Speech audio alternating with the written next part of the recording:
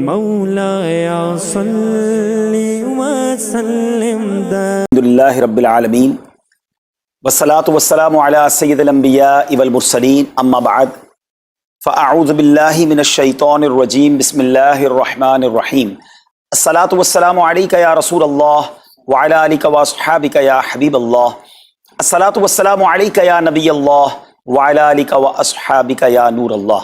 میٹھے میٹھے اسلامی بھائیوں، درود پاک پڑھنے کے بے شمار فضائل و برکات ہیں۔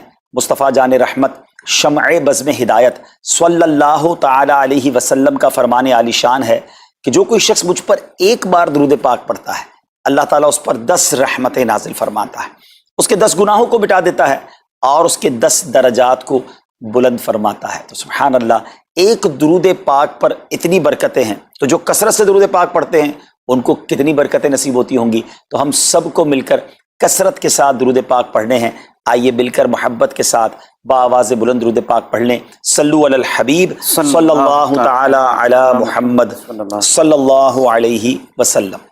میٹھے میٹھے اسلامی بھائیوں، آج جو ہمارا بیان کا موضوع ہے کہ رمضان کا استقبال کیسے کیا جائے، رمضان کی پریپریشن کیسے کی جائے۔ دیکھیں، ہمارے گھر پہ جب کوئی مہمان آتا ہے ہم اس کی تیاری کرتے ہیں، اس کے لیے ہم ایک اچھی یوں سمجھیے کہ پریپریشن کرتے ہیں، اور جیسا مہمان ویسی تیاری۔ جس کے لیے دل میں زیادہ محبت ہوتی ہے اس کے لیے ہم زیادہ تیاری کرتے ہیں۔ تو اب ذرا آپ سوچئے کہ ایسا مہمان جو ہماری مغفرت کروانے آ رہا ہے، ایسا مہمان جو ہمیں بخشوانے آ رہا ہے، تو پھر ہمیں اس کے لیے کتنی کوشش کرنی چاہیے۔ تو آج یہاں پر جو ہم حاضر ہوئے ہیں، اللہ کرے کہ ہم رمضان کا صحیح معنوں میں استقبال کرنے میں کامیاب ہو جائیں۔ رمضان اللہ کا احسان ہے۔ رمضان کی اہمیت کو سمجھنے کے لیے یہی کافی ہے کہ پیارے آقا علیہ الصلوۃ والسلام فرماتے ہیں کہ اگر میری امت کو معلوم ہوتا کہ رمضان کیا ہے تو وہ تمنا کرتے کہ سارا سال ہی رمضان ہو۔ سبحان اللہ۔ مولا علی شیر خدا کرم اللہ تعالی وجہ الکریم کا یہ قول کتنا نرالا ہے۔ آپ فرماتے ہیں اگر اللہ تبارک و تعالیٰ کو اس امت کو عذاب دینا ہوتا تو اس امت کو رمضان اور سورہ اخلاص عطا نہ فرماتا۔ اس کا مطلب کیا ہوا کہ یہ بخشوانے، عذاب سے بچانے کے لیے آ رہا ہے، رحمتیں برسانے کے لیے آ رہا ہے۔ کاروباری لوگ بھی مجھے سن رہے ہوں گے، جس علاقے میں جس اسٹور پر کوئی ڈسکاؤنٹ ہوتا ہے، کوئی اسکیم ہوتی ہے، فائدہ ہوتا ہے، ہم ادھر پہنچ جاتے ہیں۔ رمضان ایک ایسی اسکیم ہے، رمضان ایک ایسا بینیفٹ دیتا ہے کہ احادیث میں یہ مضمون ہے کہ فرض کا ثواب 70 گنا کر دیا جاتا ہے، نفل کا ثواب فرض کے برابر کر دیا جاتا ہے، شیطان کو بند کر دیا جاتا ہے، جہنم کو تالے لگا دی جاتے ہیں، جنت کے در کھول دیے جاتے ہیں۔ روزہ دار کے منہ سے جو اسمیل آتی ہے، جو بو آتی ہے، بعض اوقات ہم کہتے ہیں یار پیسٹ نہیں کر سکے پورا دن، منہ سے اسمیل آ رہی ہے، سنیے یہ اسمیل جو ہے یہ اللہ کے نزدیک مشک کی خوشبو سے بھی زیادہ بہتر ہے۔ اللہ اللہ، ذرا آپ غور تو کیجئے، ہر سجدے پر 1500 نیکیاں دی جاتی ہیں، ہر سجدے پر سرخ یاقوت کا جنت میں ایک محل بنا دیا جاتا ہے۔ اتنی نیکیاں، پھر وہ کتنا بد نصیب ہے جو رمضان میں بھی عبادت نہ کرے، رمضان میں بھی اللہ کو راضی کرنے میں کامیاب نہ ہو۔ روزانہ افطار کے وقت 10 لاکھ گناہگار بخش دیے جائیں، اور جناب ہر جمعے کو جب رمضان میں جمعہ آئے تو ہر لمحے 10 لاکھ گناہگار بخشے جائیں، تو کروڑوں اربوں لوگوں کی بخشش گویا رمضان میں ہونی ہے۔ تو پھر ہمیں اس کی کیسی تیاری کرنی چاہیے، کتنا ثواب کمانے کے بارے میں سوچنا چاہیے۔ لیکن یہاں ایک اور بڑی امپورٹنٹ بات ہے، ایک تو رمضان میں نیکیاں کرنی ہے، دوسرا بڑا کام یہ کرنا ہے کہ ہمیں رمضان میں گناہوں سے بچنا ہے، کیونکہ عادتیں تو ساتھ ہی لگی ہوئی ہیں نا۔ شیطان بند ہے لیکن ہماری اپنی عادتیں، جس کی روز حرام دیکھنے کی عادت ہے، حرام سننے کی عادت ہے، حرام بولنے کی عادت ہے۔ ایسا تو نہیں ہوگا نا چاند آتے ہی سارے سوئچ آف ہو جائیں گے، وہ عادتیں ساتھ ہی چل رہی ہوتی ہیں۔ غور کیجئے کہ رمضان میں جو گناہ کرتا ہے نا، اس کا عذاب بھی بڑھ جاتا ہے، اس کی پنشمنٹ بھی بڑھ جاتی ہے۔ یہ ایسے ہی ہے کہ کوئی مسجد کے اندر آ کے گناہ کرے تو آپ کہیں گے نا یار خدا کا خوف کرو، مسجد میں ایسا کام کر رہے ہو۔ کوئی مکہ شریف حرم میں اندر جا کر گناہ کرے تو کتنا شدید ہو جائے گا وہ۔ تو رمضان جب اتنا مقدس مہینہ ہے، اس میں گناہ کرنا، اس کی پنشمنٹ بھی زیادہ ہے۔ ایک بار مولا علی شیر خدا کرم اللہ تعالی وجہ الکریم نے ایک قبر والے کا حال دیکھا، اور دیکھا اس قبر والے پر عذاب ہو رہا ہے، اور وہ چلانے لگا، عرض کرنے لگا اے علی میری مدد فرمائیے، اللہ کی بارگاہ میں سفارش کیجئے۔ مولا علی شیر خدا نے ہاتھ اٹھائے کہ اے مولا اسے بخش دے۔ ارشاد ہوا اے علی اس کی سفارش نہ کریں۔ عرض کی مولا وجہ کیا ہے؟ ارشاد فرمائے رمضان کے روزے تو رکھتا تھا مگر رات گناہوں سے باز نہیں آتا تھا۔ روزے رکھ کر گناہ کرنے والے کو اتنا عذاب، تو جو روزے ہی نہ رکھے، ایسے بھی لوگ ہیں جو رمضان میں روزے نہیں رکھتے۔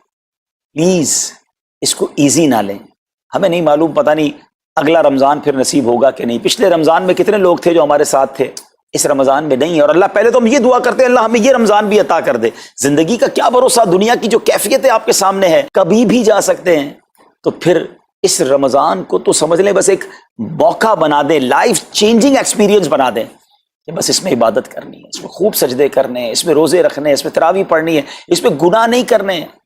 اور آئیے میں آپ کو بتاتا ہوں کہ نبی پاک صلی اللہ تعالی علیہ وسلم رمضان کیسے گزارتے تھے۔ ایک مسلمان کے لیے اس سے بہترین رول ماڈل کیا ہوگا کہ رمضان میرے آقا کیسے گزارتے۔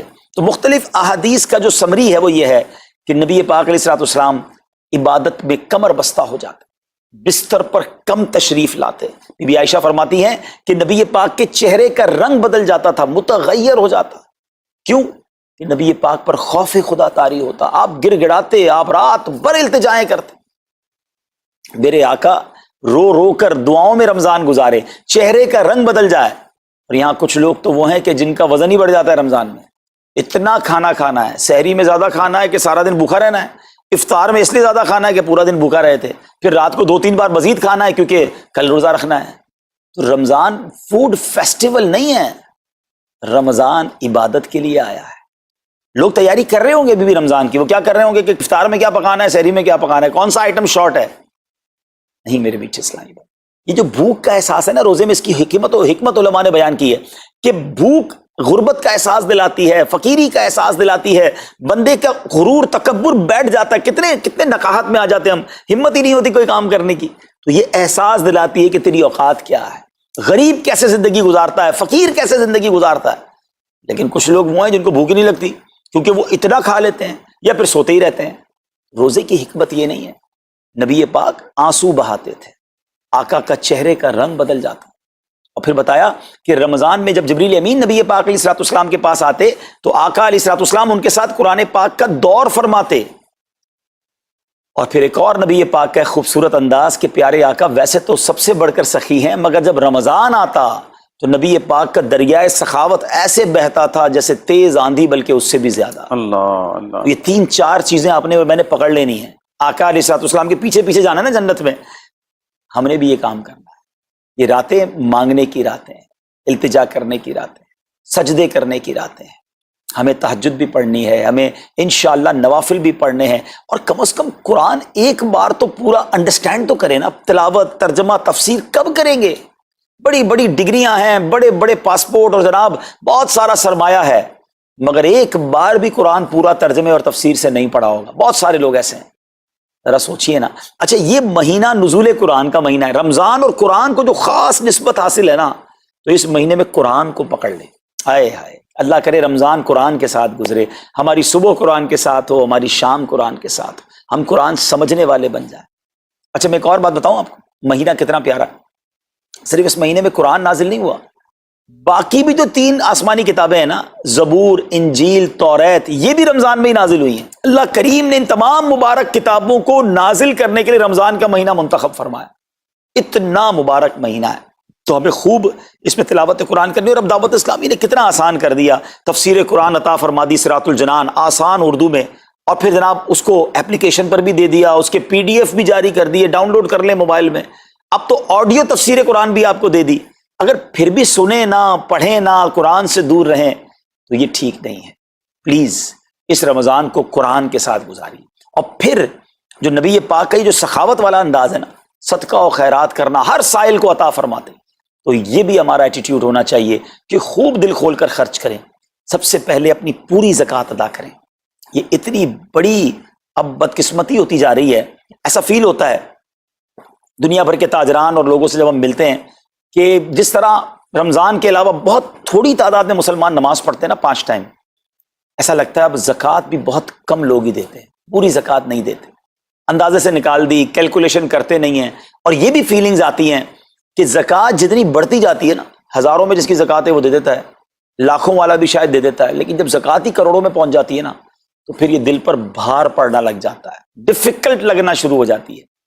بندہ یہ کیوں نہیں سوچتا کہ اگر اللہ پاک نے مجھ پر لاکھوں میں زکوٰۃ ہے تو اللہ نے کروڑوں دیے تو لاکھوں میں زکوٰۃ ہے نا، اگر کروڑوں میں زکوٰۃ ہے تو اربوں ہیں تو کروڑوں میں زکوٰۃ ہے نا۔ زکوٰۃ کتنی ہے؟ ضروریات زندگی کی تمام چیزوں سے فارغ ہونے کے بعد جو مال تجارت، سونا چاندی، کیش یا پرائز بانڈ، یہ جو اس کی تفصیلات ہیں، اس پر 2.5% ہے۔ میں ایک اور لاجک سے آپ کو بات سمجھاؤں، اگر اس لاجک سے سمجھیں تو زکوٰۃ تو 1-1.5% بنتی ہے۔ وہ کیسے؟ ہم سب کے گھر نکل گئے، اس پہ زکوٰۃ نہیں ہے، ہماری گاڑیاں نکل گئیں، اس پہ زکوٰۃ نہیں ہے، جن کی فیکٹریاں ہیں وہ فیکٹریاں بھی مائنس کر دی گئیں، جن کی دکانیں ہیں وہ دکانیں بھی مائنس ہو گئیں۔ اچھا جناب، اس کے علاوہ اگر کرائے پہ کچھ پراپرٹی دی ہوئی ہے اس پر زکوٰۃ نہیں ہے۔ اگر ان سب پر زکوٰۃ ہوتی، یعنی جو کچھ میرے پاس ہے ان سب پر ہوتی تو کتنی زیادہ ہو جاتی، اور اتنی ساری چیزیں نکل گئیں تو پھر تو اگر ٹوٹل پر لگائیں تو 1-1.5% ہی بنتا ہے۔ تو اب جب سب کچھ نکالنے کے بعد تھوڑے سے مال پر 2.5% ہے اور بھی سال میں ایک بار ہے، تو اس کو بھاری نہ سمجھیں، یہ بربادی ہے جو زکوٰۃ نہیں دیتے۔ یاد رکھیے گا، حدیث پاک کا مضمون ہے کہ یہ مال کا میل ہے، جس مال سے مل جائے اس مال کو بھی برباد کر دیتا ہے۔ بربادیاں آتی ہیں، بے سکونیاں آتی ہیں، بیماریاں آتی ہیں، اور آگے جو دے دیتا ہے سبحان اللہ، اس کے بارے میں حدیث پاک میں آتا ہے کہ اپنی زکوٰۃ دے کر اپنے مالوں کو مضبوط قلعوں میں قید کر لو، اپنے مال کو سیکیور کریں۔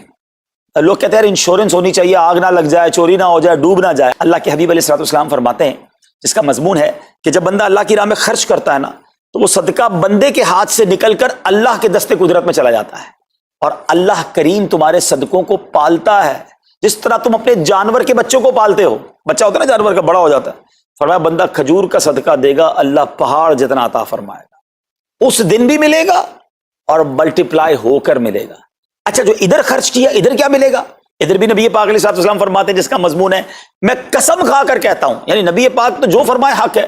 اس حدیث میں تو آقا علیہ الصلوۃ والسلام قسم اٹھا رہے ہیں کہ میں قسم کھا کر کہتا ہوں کہ اللہ کی راہ میں خرچ کرنے سے مال کم نہیں ہوتا، نہ ادھر کم ہونا ہے اور ادھر بھی ملنا ہے، تو پھر تو سودا اب کتنا نفع والا ہے۔ اور یہ آپ چیک کر لیں پوری دنیا میں جہاں مجھے سنا جا رہا ہے کہ جو لوگ پوری زکوٰۃ دیتے ہیں نا ان کا مال ملٹیپلائی ہوتا ہے، اگلے سال زیادہ زکوٰۃ دے رہے ہوتے ہیں۔ زیادہ زکوٰۃ کیسے ہو گئی؟ کیونکہ مال بھی بڑھ گیا، تو ادھر بھی بینیفٹ ہے ادھر بھی بینیفٹ ہے، نقصان کا سودا ہی نہیں ہے۔ پھر چاہتے ہو بلاؤں سے بچ جائیں تو روایتوں کا مضمون ہے کہ صدقہ بلا اور بندے کے بیچ میں آ جاتا ہے، بلا اترتی ہے صدقہ روک لیتا ہے، لڑائی کرتا ہے اس سے، اور بندے پر بلائیں اور پرابلمز اور ڈیفیکلٹیز آنے سے اسے روکتا ہے۔